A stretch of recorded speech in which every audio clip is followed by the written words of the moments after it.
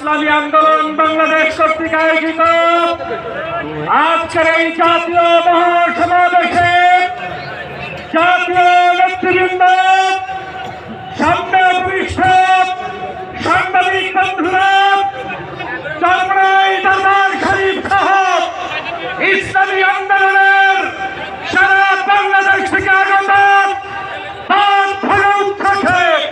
উত্তেজিত আমার নেতাকর্মী আসসালামু আলাইকুম ওয়া রাহমাতুল্লাহ। প্রিয় ভাইরা আমার, আজকের এই মহাসমাবেশ প্রদান করে বাংলাদেশের চরমনাই পীর সাহেবের হুঙ্কার ছিল, আছে এবং থাকবে। আমরা যারা সিংহের গর্জন শুনেছ, তোমরা যারা বাঘের হুঙ্কার শুনেছ, তোমরা এখন পর্যন্ত চরমনাই পীর সাহেবের হুঙ্কার দেখতে পারো নাই। নাস্তিক কমান্ডারদেরকে হুঁশিয়ার উচ্চারণ করেছে, বলতে চাই এই বাংলাদেশে আজকের চরমনাই পীরকে চিনতে না পারলে 5ই আগস্ট শেখ হাসিনা দিয়েছে বঞ্চনার কারণে। অতএব এই দেশের ইসলামের বিরুদ্ধে ষড়যন্ত্রকারীরা হুঁশিয়ার হয়ে যাও। ইসলামী আন্দোলন বাংলাদেশ থাকতে বাংলাদেশের কোন ইসলাম বিরোধী কর্মকাণ্ড চলতে দেওয়া যাবে না। এই বাংলাদেশ ইসলামের বাংলাদেশ, এই বাংলাদেশ কলেমার বাংলাদেশ। এই বাংলাদেশে আগামী দিনে যারাই ক্ষমতায় আসছে, ইসলাম বাদ দিয়ে, মুসলমানের ধর্মনীতি বাদ দিয়ে কেউ আসতে পারবে না।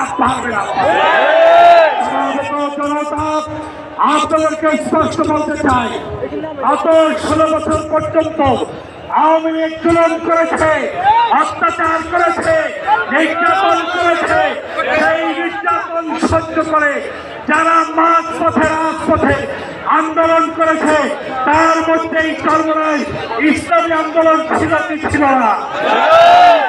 থাকে সমাবেত জনতাকে উচ্চারণ দিয়ে বলতে হবে, আগামী বাংলাদেশী ইসলামের বাংলাদেশ চান।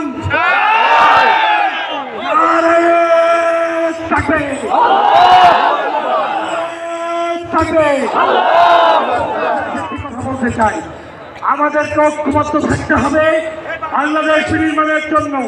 পীর সাহেব চরমনাই যেভাবে উদ্যোগ নিয়েছে, জালে মোলামা, সে যে মাসলাকের হোক, যে তরিকার হোক, যে আন্দোলনের হোক, সবাই মিলে কাজে কাজ মিলিয়ে বাংলাদেশের আগামী নির্বাচনে ইসলামের সপক্ষের শক্তিকে ভোট দিয়ে কারা কারা নির্বাচিত করতে চান,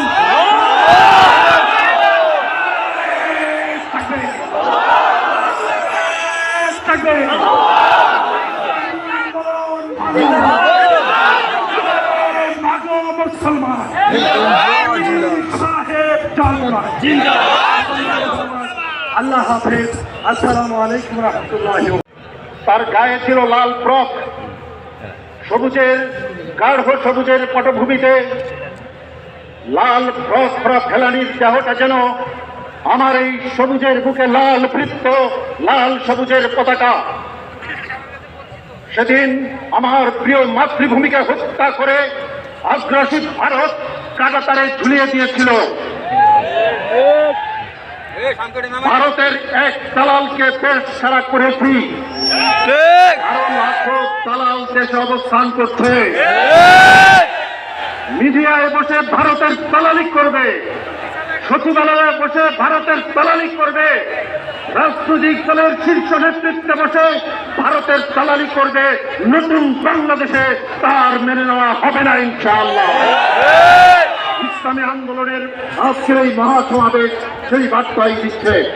সংগ্রামী প্রিয় বন্ধুগণ, আজকের এই মহাসমাবেশের উপস্থাপনায় রয়েছি আমি শাহ ইফতেখার তারিক, কেন্দ্রীয় সাংগঠনিক সম্পাদক, ভারপ্রাপ্ত ইসলামী আন্দোলন বাংলাদেশ।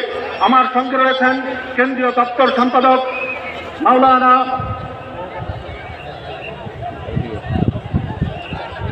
আমার সঙ্গে রয়েছেন মাওলানা লোকমান জাফরি, কেন্দ্রীয় দপ্তর সম্পাদক, ইসলামী আন্দোলন বাংলাদেশ।